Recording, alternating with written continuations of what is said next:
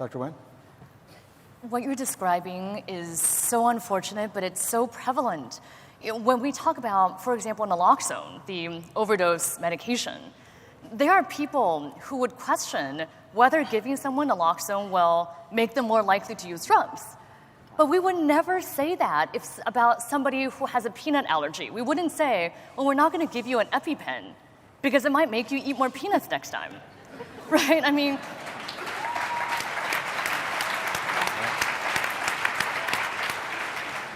and we see that stigma in Baltimore, where I am, and we're coming up to now a year post the unrest in our city.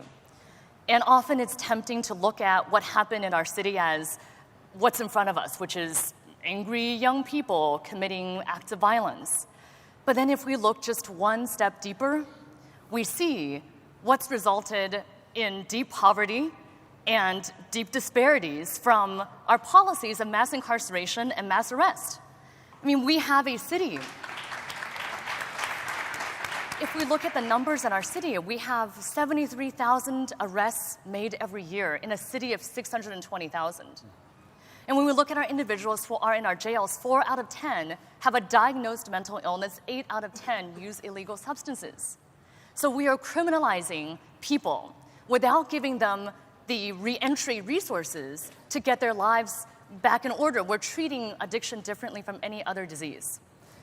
You provided your own name as a doctor at all the pharmacies, I understand, in Baltimore or certain areas, so that anybody going in could get their Narcan, their naloxone, if they wanted. Is that right? That's right. So we issued a standing order in the city, which